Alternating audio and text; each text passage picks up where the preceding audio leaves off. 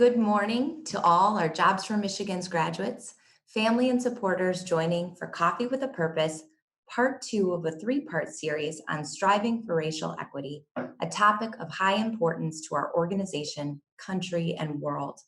My name is Kristen Harrington, and I have the pleasure of serving as the Executive Director for Youth Solutions, the nonprofit offering opportunity pathways to education and employment success for Michigan's vulnerable youth. Today, I'm joined by my co-moderator, Camille Pierce, who has been the head of Global Inclusion and Diversity at Whirlpool Corporation for the past 4 years, as well as our panelists, Avery Birch, Carla Robles, Brian McKinney, and Nigel Likely, and hopefully soon Julius Drawn, who is actually caught on a job site with poor Wi-Fi, so we're hoping to get him connected.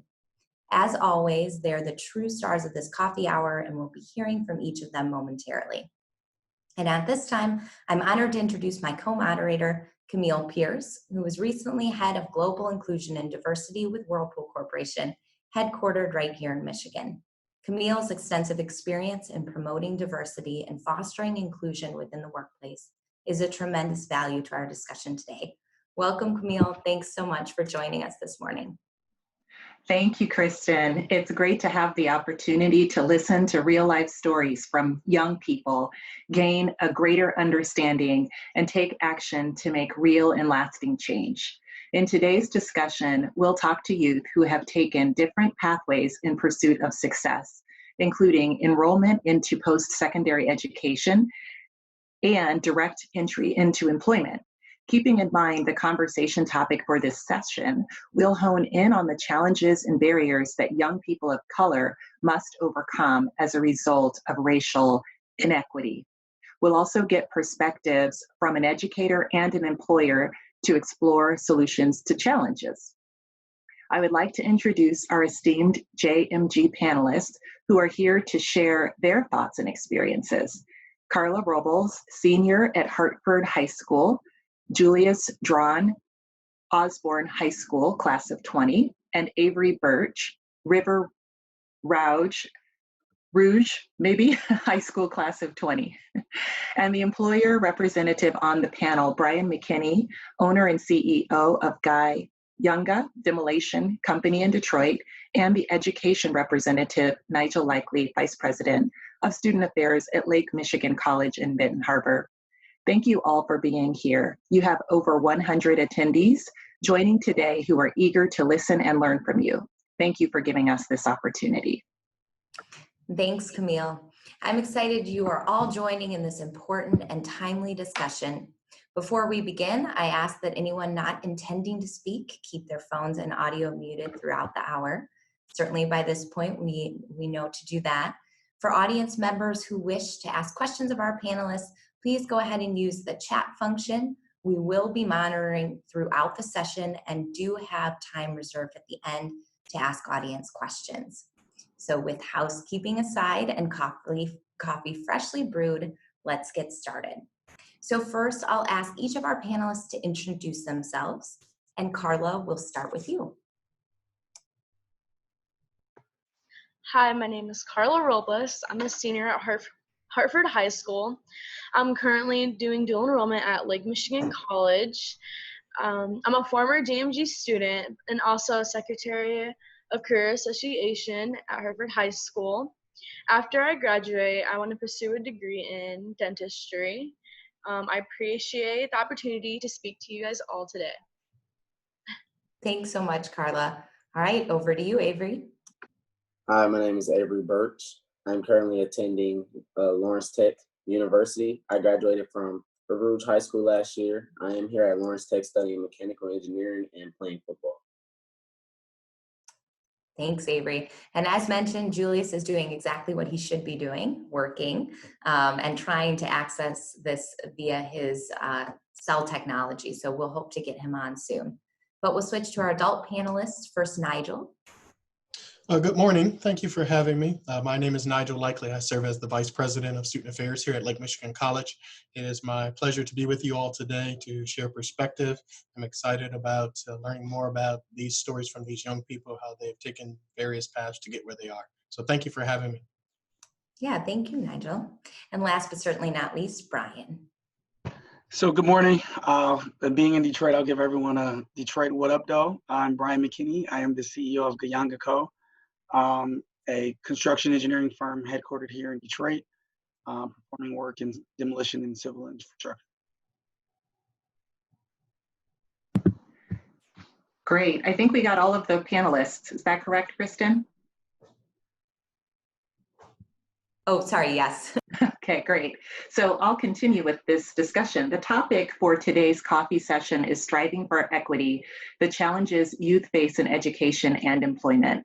With our panel of youth, employers, and educators, we'll explore what is working and what needs to change within the construct of these relationships and the barriers facing our young people of color as they make education and employment decisions that impact their futures. So our first question is for the JMG panelists. And the question is, have you ever observed teachers or employers having different expectations for different students or employees? So Julius, let's start with you. Oh, Julius is the one who's not here. Yeah, he Correct. should be here shortly. Sorry. I couldn't remember which one. Okay, so we will hopefully get Julius's perspective on that. So let's start with you, Carla. I'm lucky to go to a school in a diverse community where I haven't experienced teachers treating me differently. But I have a former colleague told me that he has experienced racial. So he worked at an ice cream shop and he was serving a customer and, said that your order's ready. And so she's like, just leave it there.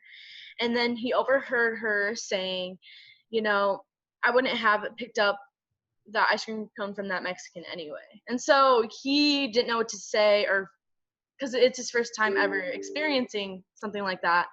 And so he was just really shocked that it happened. Sure. Yeah. And then another thing I wanted to point out was the part of Mexicans stealing American jobs. I feel that a lot of Mexicans, they don't I feel that it's not that they're stealing American jobs. I feel that they're just hardworking and value their job to take good care for their family.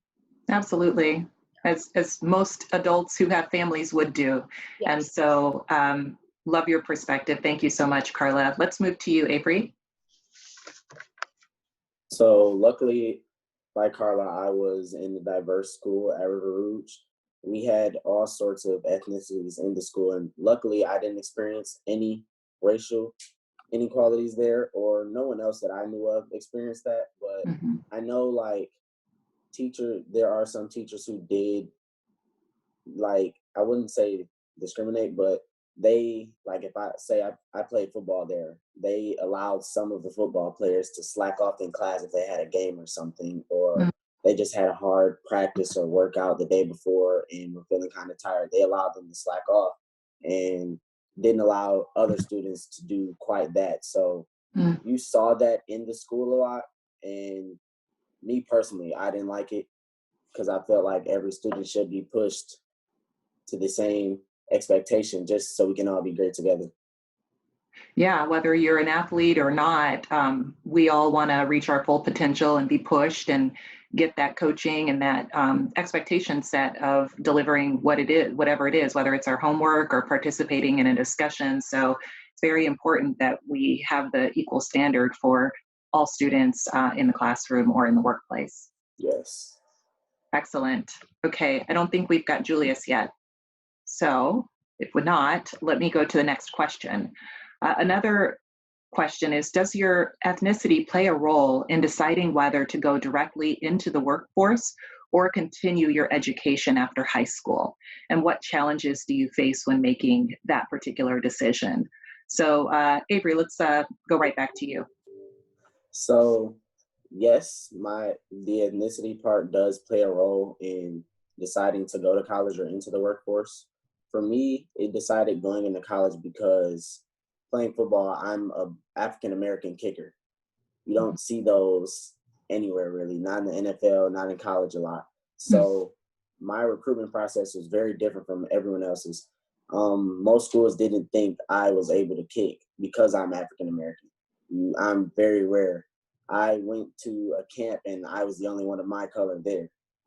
And it was weird because I did get looked at funny, but it was surprising to them and I could tell it was. And it's also surprising to the coaches. And Lawrence Tech just gave me that opportunity.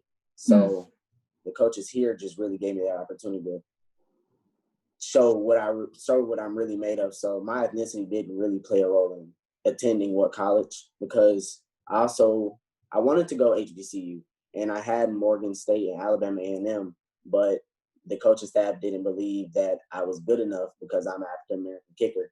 So they found a white kicker at both schools to take my scholarship that I had there. And Lawrence Tech gave me a scholarship, so I decided to come here. Wow. Good for you, but too bad that those schools didn't see your potential and actually your performance as a kicker due to your ethnicity. So I'm glad that you were able to chart your own course and still join a great school and do your thing as an African American kicker. Yes. So never give up, even if a particular door closes, go through the one that opens. So good for you. Okay, what about you, Carla? So yes, it does play a role because my family really does expect me to further my education and to have a better life than they had. More meaningly, my grandparents, they pushed me further than anyone.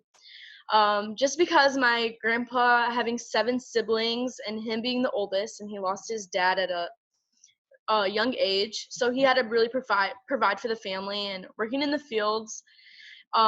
You know, for food to come in. And so he didn't have the opportunity to go to school to learn. And so he didn't really know how to read or write. And same with my grandma. She was out of 14 siblings and she was like the middle child, but in Mexico, you like after 6th grade, you have to pay to go to school. And so my grandma didn't have the money to go after 6th grade. So she didn't really further her education as well either. Got it. And then the challenges I face are, paying college and finding scholarships. So how did you overcome those challenges, or how are you overcoming those? I'm trying to figure out what scholarships they're offering first and going from there. Very good. That's excellent. And I think that it's so wonderful that, you've been able to move your family legacy forward, even with the, challenges and the maybe not non-opportunities that your grandparents or other relatives weren't able to have, you're making them very proud. And I think, as you continue your education and maybe have a family of your own one day, that's what it's all about, is continuing that legacy and continuing to push forward and taking those opportunities that, your legacy, your parents, grandparents maybe didn't have. So thank you for sharing your story with us. Thanks. Okay, we'll move to the next question, and I'll just kind of kick it back to you, Carla. Since you decided to go on to post-secondary education after you graduate from high school, what are some important considerations that influence your decision? So tuition costs, being able to fund for college, and choosing a community college rather than a four-year university to make it more affordable for me to pay. And also, campus culture, and so like scholarships, which is a good thing, and campus culture, so finding different clubs, and then being closer to home, so I'm saving more money than paying for an apartment. Got it. What kinds of clubs and things from a culture on the campus standpoint are you most interested in? Probably Spanish club. Ah, nice. Yes. Very good. Okay. And Avery, let me ask you a question. Aside from football, what else influenced your decision to attend Lawrence Technological, University? So Lawrence Tech is one of the top 5% engineering schools in the country, and I wanted to go into mechanical engineering. I've known I wanted to do mechanical engineering since I was in elementary school. It was something I always knew I wanted to do, and the fact that I did get to play sports and come here and get just a great education and get those chances to get internships my freshman year coming out, and now I they allow you to study all 4 years or 5 years, however long you're here. So now I do have a mechanical engineering class, and I'm studying along with my regular curricular classes that I have to take. Yeah. Wow. How challenging is it for you to balance being an athlete and being a student? It is very challenging. And mostly I would say it is just how tired you are Yeah. and just how you have to persevere through it. My coach always says reject passivity. Mm. So that is just something that we live by on this team. And every day is just hard because you might have a workout or you have to go to meetings. And as a freshman, you do have to do study hours. So we have to get 6 hours of study during the week. So you just have to balance that time. That is probably the worst part. And throughout all of it, you're just running off fumes, just trying to find that next piece to go and keep your day moving. Right. I can only imagine that is a lot of commitment on your part to be dedicated to your schoolwork, but also play sports and do great there too. And I applaud you and your discipline to be able to manage all of that. Just doing one or the other would be a lot. Doing both of them is not for everyone. And you are, it sounds like, doing a very, very good job. So congratulations to you for that. Thank you. So I just want to say that equality is giving everyone the same opportunities. Equity is realizing those same opportunities don't produce the same outcomes for marginalized populations because of the everyday encounters that pose barriers to their successes, like different biases that people in marginalized populations have to deal with from others. So Avery, want to just start with you again. What impact does improving racial equity have on our education system, in your opinion? My opinion, it has a great impact because if we were honestly able to clear out all the schools with teachers who decide by your race or just staff that decides by your race, honestly, every student would have an equal chance to just do what they want to do in life. Yeah. And it just wouldn't be so hard for some students. Luckily, me or Carla haven't had to go through that. And I know there are kids out there that do have to go through that. And if we look, I pray that one day there is a chance where in every school there can be equality, so every kid can be great, because each generation is just going to make the world a better place. Absolutely.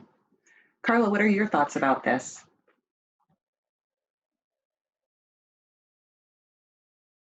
Carla, are you there? You might be on mute. Yes. And also, I'm happy to repeat the question if you'd like. Could you repeat the question again? Yeah, for sure. What impact does improving racial equity have on our education system? So, for example, equal access to Wi-Fi and internet. So, and this actually goes on in school. So, for like homework assignments, some people have the access to internet for homework assignments at home, and some kids that don't have that have a disadvantage to that. So, it's hard for them to get it done, and it's just not like equal to the other people that have it. So that's not fair. Yeah, absolutely. They've got all the same ability to get their work done in terms of their own drive, their own intelligence, but the surrounding environment and access to being able to apply their full potential is the part that's not equal, is not equitable, and therefore they're disadvantaged.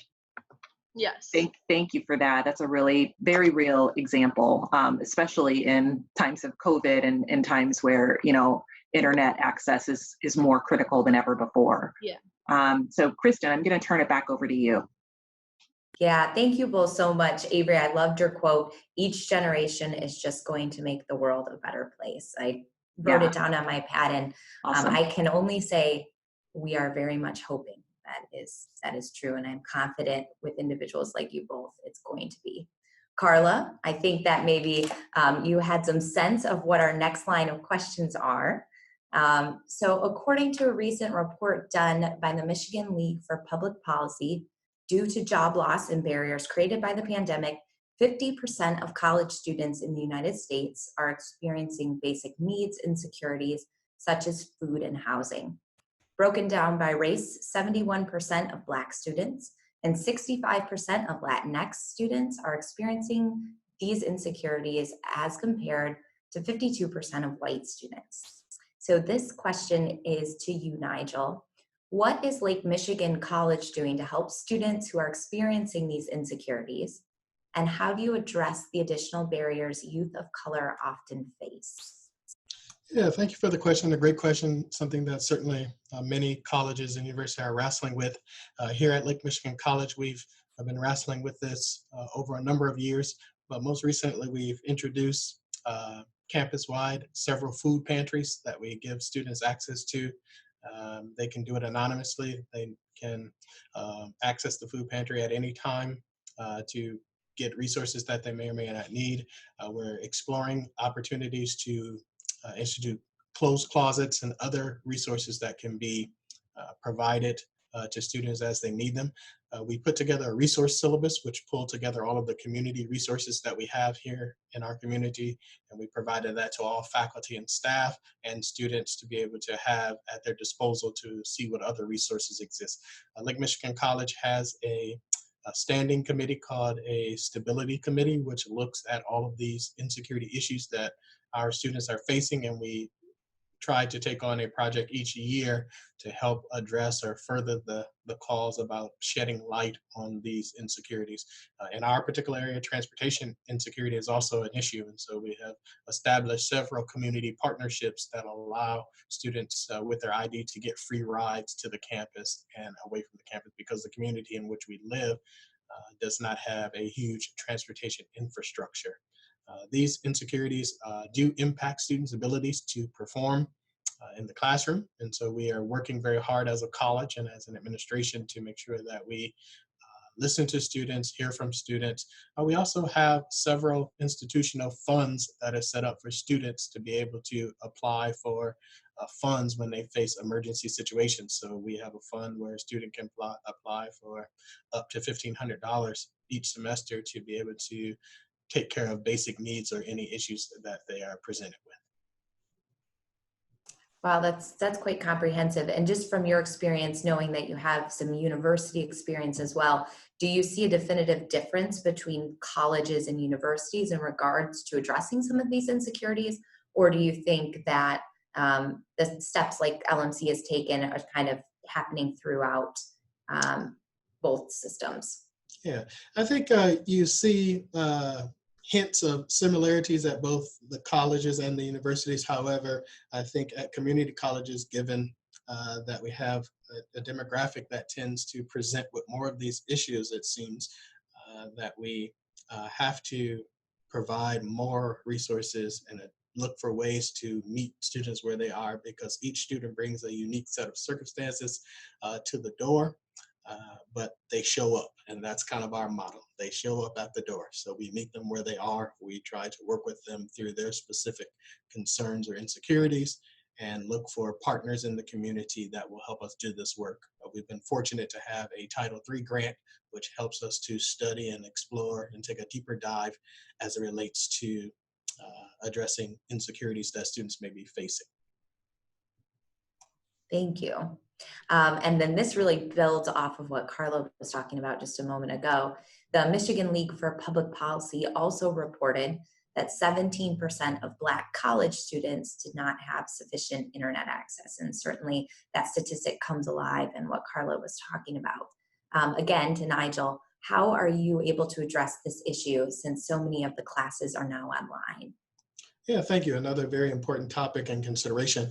Here at Lake Michigan College, when we were forced to close our doors and we made the decision that we would reopen and go largely online, we created a laptop loaner program. And so every student in the college has the ability to receive a loaner laptop from the college for as long as they need it. And we invested $40,000 in additional equipment to be able to fulfill all of the orders that we had.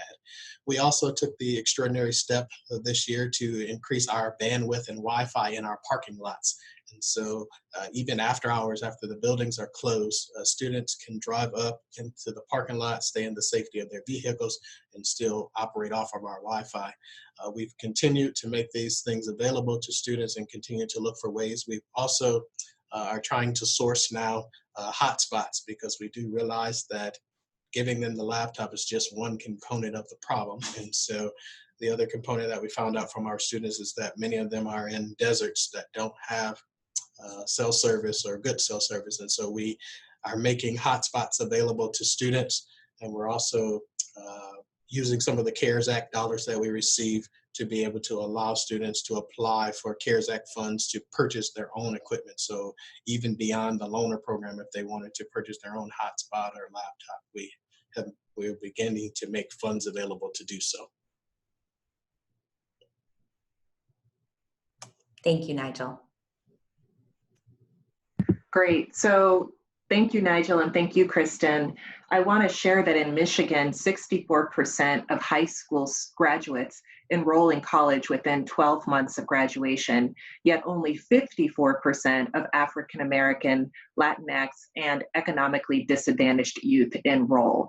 And so with that in mind, I just wanted to share a little bit about my role at Whirlpool Corporation, where I led inclusion and diversity for the company. And what that means is it was really about identifying really great talent, all talent from all backgrounds, especially ethnically diverse backgrounds, to come in and work in our organization. And then once they get into the organization, making sure they have a really inclusive experience where they can reach their full potential and not hopefully experience these, biases and, microaggressions and micro inequities that I know sometimes we face. And I think Carla and Avery spoke to earlier in the conversation. And so it's very important for companies like Whirlpool to do the right level of recruiting and outreach and work with the area high schools and other even colleges to find really great talent who want to be in the professional arena one day and create the pathway for them to do that.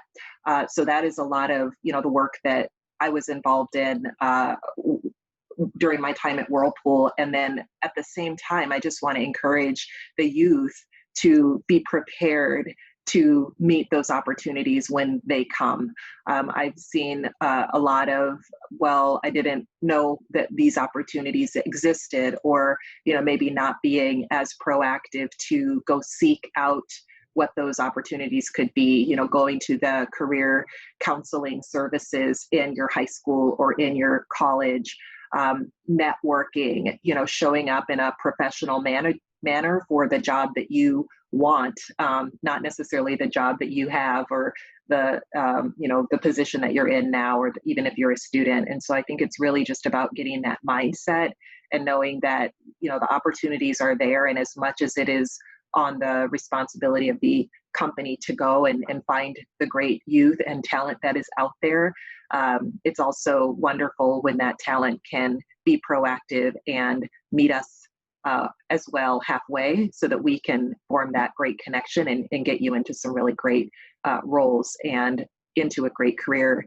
whether it's Whirlpool or whether it's another organization that you're interested in. So with that, I will say I would like to continue with a couple of other questions, and I see that Julius has not been able to join us yet. So with that, I'll make the next question for Brian. So Brian, does Guyanga provide advancement opportunities for youth who you employ with a high school diploma or a GED? Absolutely. So Julius is a perfect example of one. He recently graduated from Osborne High School, and he placed him into a apprenticeship with the local 324 operating engineers. Excellent. Very good. So how do the JMG youth that you have hired differ from other youth your company hires? I think without question, they're more prepared. I think the JMG youth come in with I remember being that age and just having, you don't know what you don't know. And I feel like the JMG youth have been exposed to things that allow them to still not know what they don't know, but know a little bit more than the average person at that age. It's great. Very cool. So what does your industry need to do differently to attract and retain youth of color, in your opinion? I think that's a great question, and we're asked that a lot, and I give the same answer. I think our industry has to be intentional. I think Yeah. the narrative. I believe Nigel said, meeting people where they are. I think that serves well for our industry. Yeah. I think that the idea that you have to target communities of color and realize culturally we have differences, which makes us great as a country, and those differences show up in a multitude of ways. And so we are intentional about where we look for employment and how we engage and how we interact, and understanding that different communities are going to have challenges of exposure. And just, I think that if there's more conversation and effort around intentionality Yeah. and not and focusing on what makes us different as an asset and not a liability, and I think we could see it's a great increase in opportunities for youth of color.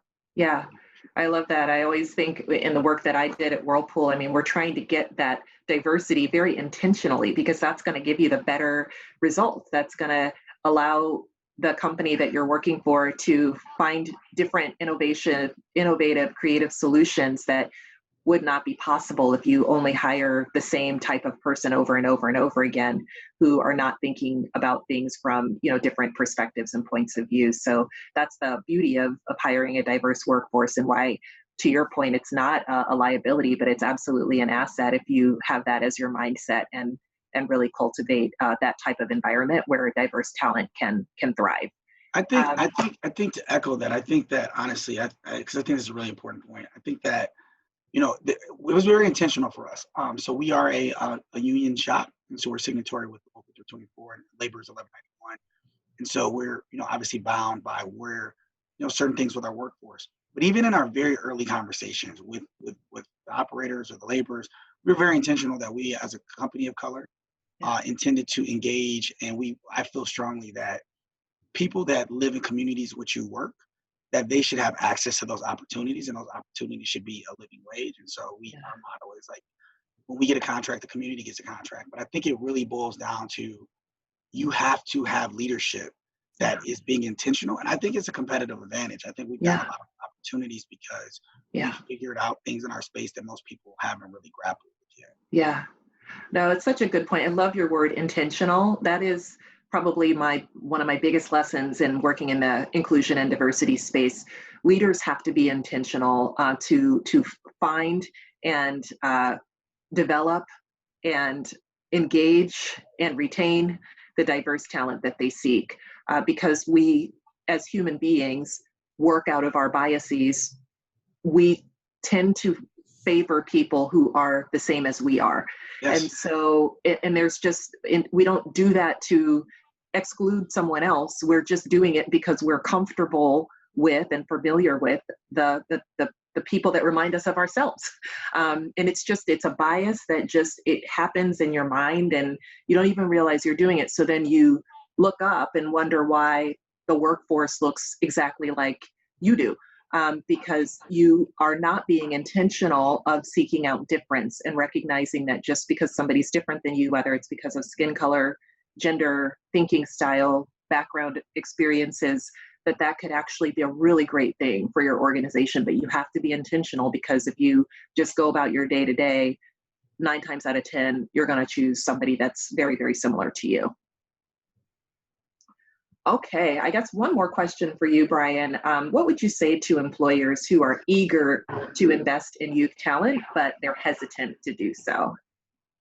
I think, I don't know what industry at this point you're not going to be able to survive or sustain or grow without it. I know in our space, our workforce is aging, and it just is something that you have to be, to survive. I think it's also an important investment, because the creativity and ingenuity that the young people have, the fearlessness, the ideas that they're willing to think about, or plans that they're willing to execute, are inspiring. And so I think that, when you look at companies that have made, just step out and just think about tech, or companies that have made tremendous leaps of how we connect, and, putting 1,000 songs in our phones, and then that goes from, and just all of these things we saw in the last 10, 20 years.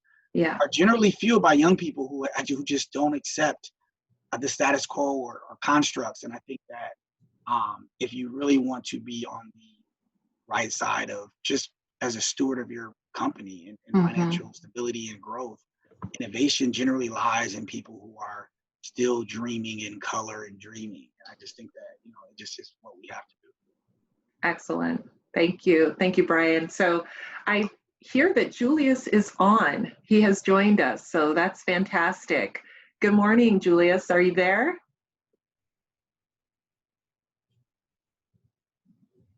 Julius, if you're there, you may be muted.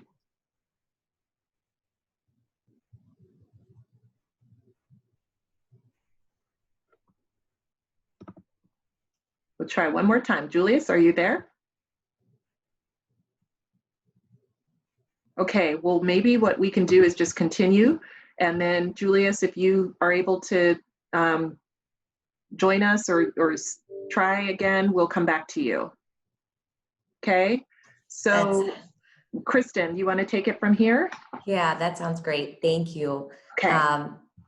So building on the employment focused questions from Camille, and I love the discussion around intentionality and increasing our own awareness of bias in the workplace.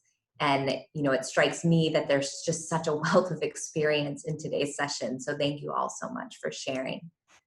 Continuing with that, Brian, you've already, enlightened us so much, but as an employer, what else has your company done to address racial inequity in the workplace? And how do you address the additional barriers that youth of color often face specific to employment?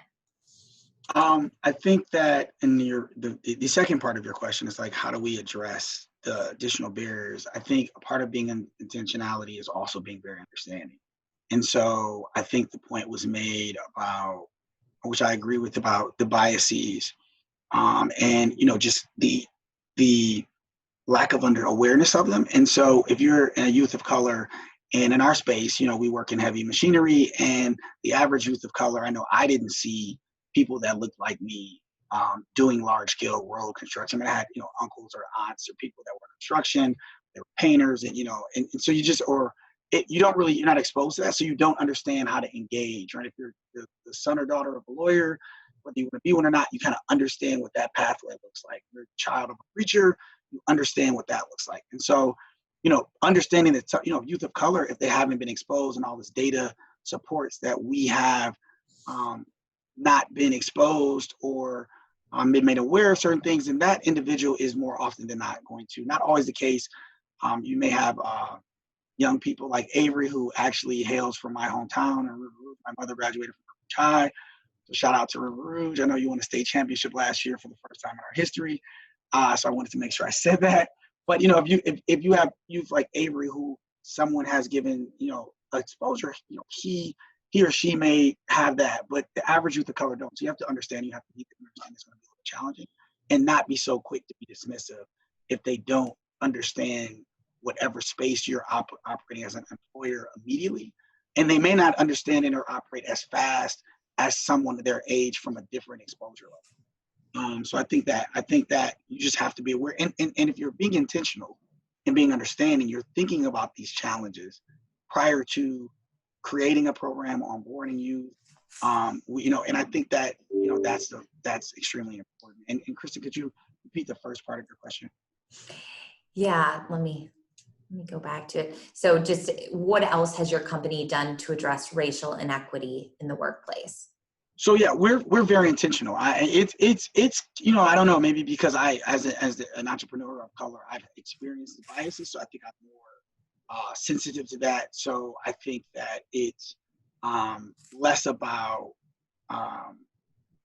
seeing them structurally, because everything about, our company is literally founded after the name of an African who was during the transatlantic slave trade, who fought for freedom and created the first free civilization in North America. And so it's very much in our DNA and our system to be all about inclusion. Mm-hmm. And so I think for us, it's not as much inwardly in biases. We have a very open culture of all backgrounds, all genders. We're attorney citizen friendly. All these things and these barriers, we're very open about, and we believe there's value in diversity, but I think our attacking biases have been more external Mhm. than they have been internal, where, you know, as a company or representative of this community, we may not be viewed and we have to, you know, work harder or different. So we have more of those challenges, but I think internally it's just in the fabric of why we were built. So I don't think we have that as another. Thanks, Brian. And I love earlier what you were saying reminded me of the quote, "You can't be what you can't see." And that's so at the essence of Jobs for Michigan's graduates, right? That young people need exposure to a wide range of industries and meaningful exposure so that they can really decide for themselves where the right path is. So confirming, Julius, are you officially on? Yes, I'm here. Yay, welcome. It's so good to have you. Thank you for taking this time while you're on the work site. We do have a couple questions for you. And the first one is, why did you make the decision to participate in the Detroit Workforce of the Future program and go directly into the workforce after your high school graduation?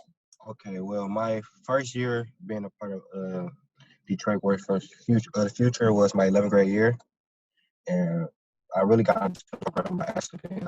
They came to the school to interview us, and I didn't in class, so they called us down and asked like who wanted to get interviewed. So I went down, got interviewed, they took me out of the 16-week program, and that's how I got selected. All right, we'll try again, Julius, because we're having a little bit of difficulty hearing you. Do you feel, we've heard a lot from Brian, do you feel that Guyunga Demolition Company provides pathways for minority youth to succeed? And what are your peers going through that didn't have this opportunity? Yes, I do. I do believe because at my job, I'm probably the youngest person here, and like they tell me all the time, like try to get my peers into the construction industry. They try to teach me everything they know because if you think about it, like normal construction, mostly everyone is like on their way to retire. So construction industry are looking like for younger peers, people to like get into it. What was the second part of the question? Well, what about your friends? You know, do you have friends that didn't go through this same opportunity, maybe with JMG or with Detroit Workforce of the Future? And what do they see or say about your experience? Oh, so like I've been with Guyinga for like a month now. So when I go home, my friends ask me like, "What did I learn at work today? Like, what did we do?" And I try to like just make it exciting so they can like, because a lot of my friends that I went to high school with, they found out like college probably wasn't like their pathway. So I try to like influence like the trade industry on them. Nice. That's awesome. Getting them involved. So we'll open it up, Avery and Carla. Did you have anyone who helped in your life guide you towards your professional future? And do you find guidance through your employers or an educator? Where do you look to find professional guidance? And we'll go to Carla. So I find guidance from my J&G career exploration teacher. She helps me figure out, right now she's helping me figure out what I want to be in dentistry and then finding different scholarships for me to apply for.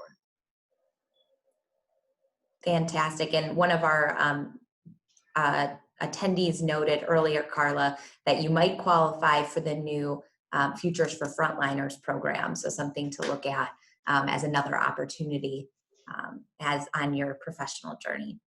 Okay, thanks. Yeah. Avery, how about you? So yes, from one of my high school coaches who actually taught me how to kick a ball. He was my kicker coach, and his son plays at Wisconsin, Reggie Pearson, and his son went into mechanical engineering. So before I even got into college, like I got kind of a rundown of how it was, and just to see if I would like still want it, to be sure if I still want to go into it. And my coach, call him Coach Reggie, he just keeps it real with me, like being an African American man as well. He's an adult, and he just makes sure I know like what's going on in the world and that I'm aware, so that I'm safe or that I have the best opportunity for myself. to just be successful in life, being a young African American man. Awesome, thank you. And last, Julius. I'll probably say my drag teacher, Miss Sheena and Miss Williams, because my senior year I did play like sports, and I was like in between of like going to the workforce or then like going to college to play sports. But then like they helped me decide my pathway, and they gave me like things that I was good at and different pathways. So. Thanks, Julius. And for anybody attending who's not familiar, acronyms JMG is Jobs for Michigan's Graduates, and JAG, JAG is Jobs for America's Graduates, our national organization. So thank you all. For Brian and Nigel, have you changed your employee or student relations efforts in light of any of the current social unrest that's happening? And if so, how? Or if not, why not? We can start with Nigel. Okay, thanks. We actually certainly have looked for ways to offer more opportunities to engage with students in dialogue and conversation. The things that I think we realize as an institution is that we must allow spaces for students from varying perspectives on some of the social unrest that we're dealing with to come together in safe spaces and to dialogue and to discuss. But also, I think it's important for us as an institution, which we realize that we can't be silent on these issues. We have to speak up, we have to confront, and being the lone executive of color on our leadership team, I feel incumbent or pressured in many ways to make sure that the college is not silent on these issues and that we do address them and that we do take a position, because if our silence is a position. And so reminding our leaders at the college that our silence says a lot. And so we can't be silent on these social unrest issues, and we must come alongside the college community and create spaces for dialogue and continue to confront and to say very deliberately when things are wrong or when things are not right. And that is a challenge, and it's a challenge for me as a Black executive here to have that conversation with our president and say, we need to speak here, we need to take a stand. But I think it's important that companies do take a stand and do not remain silent on issues, because your silence says something to the people that are impacted in these very negative ways. I think to piggyback off Nigel, when I applaud him, because I think it's always tough for African American executives in spaces that are traditionally not occupied by African Americans to have a voice on those matters and not feel pressure of everything. So I want to say that. But no, I think ours have changed. I mean, we always were very intentional, but due to social unrest, we feel a deeper resolve or to just make more access. When I think about Julius, and I think about young people and being his age and being at the critical point in my life and decisions I made, and just wanting to have better opportunities. I think we have to be the example to internally make sure we're creating more access, but also to speak up and not be silent as well. To Nigel's point, I think it's important to give safe spaces and support. We support our team members here that want to speak out on things, and we will not be silent. I will, and I think that we have to do more of that. Thank you both. I love the quotes. Our silence says a lot, and we have to be the example. Really powerful takeaways. Before we pivot to our final section, Julius, we want to just give you one more chance to speak to your opportunity with Detroit Workforce of the Future and what you're doing in partnership with Brian's company as an employee. So can you tell us just a little bit more about how you got connected to that opportunity and kind of what you're doing in your role? Oh, well, through my 12th grade year at Osborne High School, where I recently graduated from, I was in my second year of the Detroit Workforce of the Future. So my first year, I kind of liked it. And then my second year, I thought I'd go back into it. So do the summer program, whatever. And then once the COVID came, like colleges, because I had to retake my SAT score for a scholarship I wanted. But I want to able to take it because the COVID came. So that was one of the reasons I went straight into the workforce. So after I did the 16 weeks, Gainga came. That's the last company we had visited through the program. And through the program, that was my favorite company. So I knew I wanted to be an operator. I text Lee Graham, who was like over all the operators in Michigan, and said like, could you see if Gainga sponsor my apprenticeship? He said, I'll see what I can do. So at our graduation, I found out they did give me a chance and sponsor my apprenticeship. That's fantastic. Thank you for sharing that. And now back to Camille. Okay, thanks everybody for all your perspectives. So as many of us know, the COVID pandemic has disproportionately affected communities of color, particularly in regards to employment. According to a paper published by the National Bureau on Economic Research, 41% of Black-owned businesses are estimated to have closed permanently versus only 17% of white-owned businesses. So I'd like to just open it up to all the panelists to see, do you have any minority entrepreneurs in your family or in your close network? And if so, have they had any negative impacts from COVID to the business? So me personally, yes. One of my closest friends from third grade, he has his own t-shirt business. And me as well, I have my own t-shirt business. Mm-hmm. And just before COVID started, well, at my school, JMG was planning to do a career day, and we're going to be able to, every senior was going to be able to just present like their business and actually make money off it, like bring people to the school and sell our product. Then COVID came and that got shut down, and just outside of school, we weren't able to sell them as much because we were on lockdown, had to stay in the house, had to just social distance to keep ourselves and our families safe.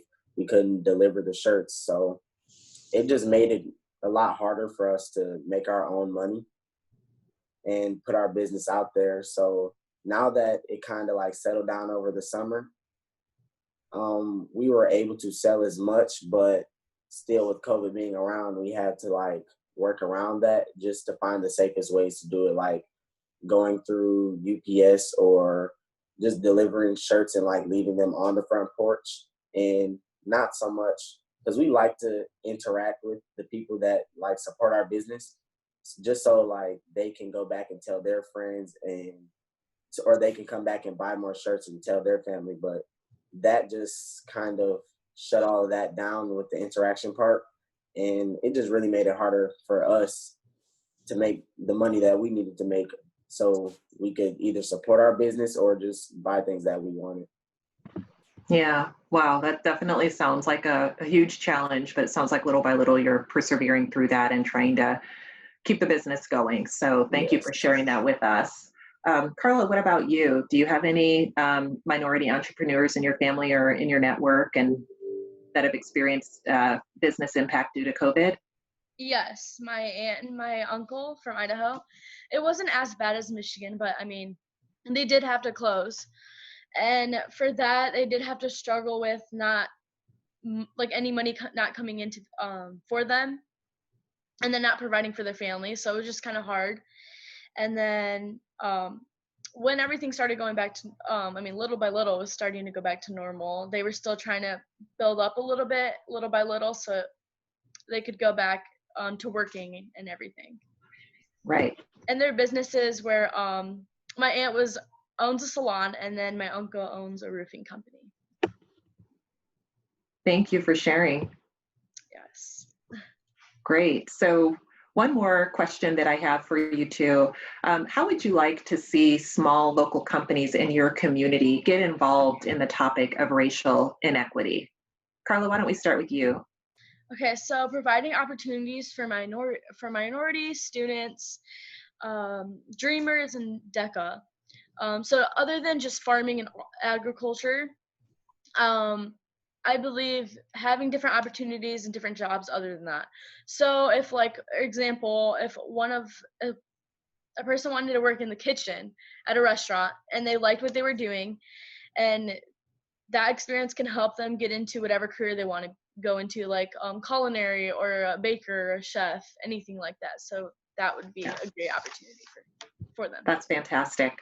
Great. And Julius, definitely want to hear from you as well. And not just on this one, but even the previous one. I'm sorry, I neglected to ask you about that one too. So whether in terms of the minority entrepreneurs in your family that maybe have been impacted by COVID, or your thoughts on small local companies getting involved in the topic of racial inequity. Previous question first. My old basketball coach, he ran like a gym on like Saturdays and Sundays, and he allowed like his old players who were like still in high school that needed extra cash to work on the weekends. So he actually got shut down once COVID came, and I think that affected a lot of my friends because a lot of them didn't have like actual jobs, so they couldn't like get unemployment because they didn't have actual jobs, and the money that he was giving us every week like came in handy. Got it. Thank you for sharing that. Any thoughts about how you'd like to see the local companies, small companies in our community get involved on the topic of racial inequity? I believe more companies need to take like not as a risk, but like give like younger kids a chance, like younger adults a chance, because a lot of companies around my area, it's not people of color that own the businesses or such. So, but it's primarily like people in my community that want to do what they want to do, like open their own gas station or stores or bakery. And I believe like certain business around our neighborhood doesn't like give kids the opportunity, the chance. Doesn't want to take the risk with them. Yeah, absolutely. Definitely need to lean into the youth and give them those opportunities to grow and develop. So thank you so much. Kristen, I'll turn it back over to you. Yeah, thanks everyone. So we do have one audience question, and it's from Crystal Black, one of our team members over in the Flint area. And I'm interpreting just a bit, but the question is around the uncomfortableness, presumably to white individuals, that comes from the diversity and inclusion growth process. And so Crystal is wondering, does anybody have any suggestions for low lift activities that employers, leaders can engage in so that they can withstand that uncomfortable process and continue to grow themselves? And that would be open to anybody who has thoughts on it. I can answer that question. Thanks, Julius. I believe like companies like whatever that she was mentioning should like get into programs such as like programs that Detroit Workforce of the Future give you a chance to like get around a lot of like public school students throughout the summer, so you can like get a chance to like pick up their mindset and see like the way they act, such as like companies like Gainga, how they allowed us to come visit their work site. They communicated with us a lot through like Zoom meetings and things like that. So they like, opened up to us to like get a better understanding of us.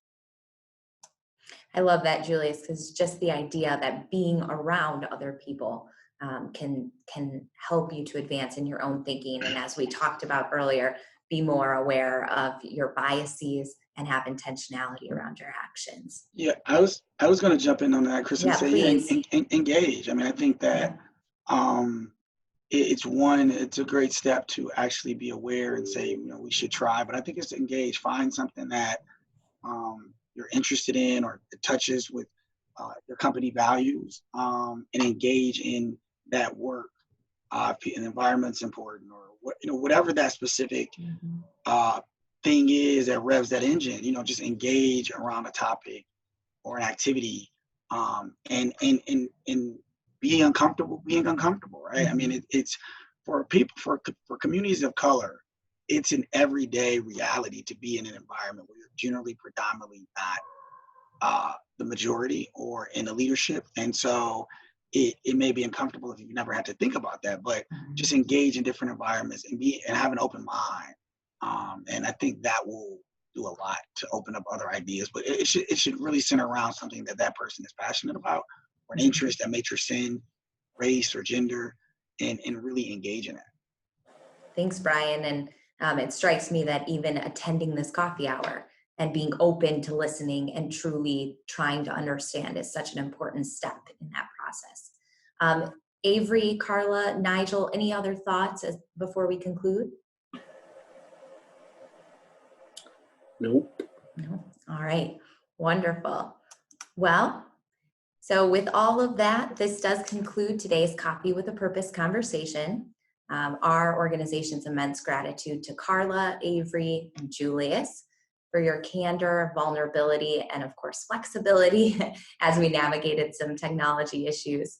You do represent the very best of Jobs for Michigan's graduates, and we could not be prouder of each of you or more grateful to you for your time. Thank you as well to our exceptional adult panelists, Brian Mckinney and Nigel Likely. You're a huge part of the success of our young people, and we're grateful to have had you in today's conversation. And lastly, to my co-moderator, thanks so much, Camille, for joining in and lending your voice to this important topic as such an authority on the subject at hand. And thank you to our audience for your time, energy, and interest. As noted previously, this is the second of a three-part series on striving for racial equity.